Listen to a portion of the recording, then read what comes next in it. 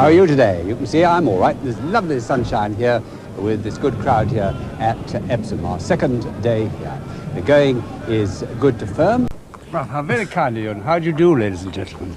John's here, amongst other things. It's always nice to see him, but you brought a book out, John. You've been working away at Old Tom and Young John. Now, this is memoirs, but we know Young John, but who's Old Tom? Old Tom was a fellow called Jennings, Tom Jennings, and he was a great trainer in Newmarket in the middle of last century, won the Derby with the finest horses almost of the century, or at least one of them, called Gladiateur, and he was my great-grandfather, and he inspired me to come into horse racing, and my father as well, but it was his history that made me think, well, you know, I'll come, if I can, get in.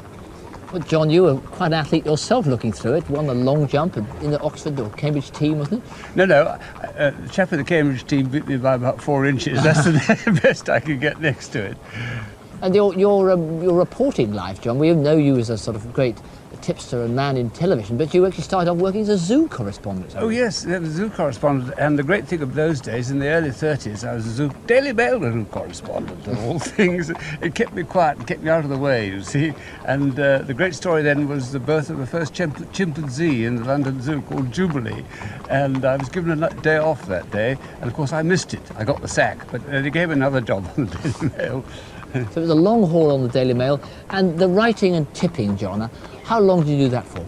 Well, I did that. I started, you see, just after the war. When I came back from the war, I started as a racing journalist. My father, he was Robin Goodfellow on the Daily Mail, and they said, would I take the job on as his understudy, which I did. And 3 or 4 years later, I got the job, and so I slaved away at it from, what, 1940 something or other, 51 I think it was, until, you know, I retired when I was 65. You were still slaving away at that, but you then got involved in front of camera on television. How did you get into that? Well, you see, Associated Newspapers put a lot of money into commercial television in 1955, and so they said, well, we try and get as many people who work for the Daily Mail, that sort of thing, into the business. So I was given a chance. I was given a test, and fortunately, I got the job.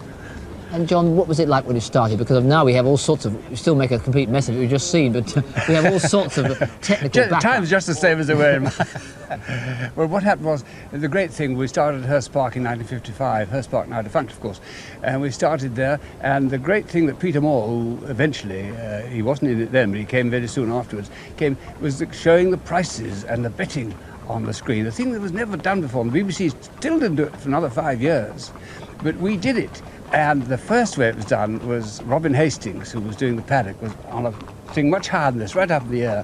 A little man used to come from the betting ring with a bit of paper with the betting written on this thing, you see, tied to a bit of string, and Robin used to go, lift it up, fish it up. And that's how it first went out. You'd hardly believe it with all the graphics we've got now on the telly and the betting. Well, John, the particular thing you brought to it is you put a face to sport and a face to racing television. How did you get that? I mean, were you encouraged to do this, the hat lifting and the whole good, or did you just say that's the way I'm going to do it? No, very briefly, in my young day, you wore a hat when you came racing, or anywhere actually. Not everywhere, not all the time, but you know what I mean. And if you met a lady or parents' friends, you took your hat off and said, good afternoon, sir. And so I thought, when I do this telly, I'll say good afternoon to the viewers and goodbye to the viewers. And it stuck. And then one derby, when I was wearing my top hat, the fellow members of the press writing about it got hold of it and said he's the politest commentator on the box, which is all absolute, you know. But I mean, it stuck. And John, you know in this job, things go terribly wrong. Do you have any awful memories of it going wrong, or do you only remember the happy times? Well, I remember the happy times. Remember things going wrong. One day up at Redcar, and another day at Liverpool. Where was it? Newcastle, when we all, 3 or 4 of the commentators flew up by aeroplane. It was such a headwind, the aeroplane had to come down and get more. And I was the only person there to do the whole programme 5 minutes before it started. Really? So I got to read all the racing, I got to do the paddock, I got front man, the whole lot. I was absolutely having you know what, because I'm not all that good race reader, you see. And so what happened was that just about then, Tony Cook and Ken Butler, the aeroplane they'd flown out that morning, wasn't allowed after that, I may tell you, they came on the scene. Was I relieved? It was the nearest thing. John, what about a tip? All tips were very Yeah, successful down the years. You logged them, I read in the book. Yes. And what about a tip today? Well, no, I don't think I will. The only thing that, because the last tip I gave you was 12 years ago at Doncaster. It was my very last tip on the box, and it was a winner. Why the hell should I risk spoiling that?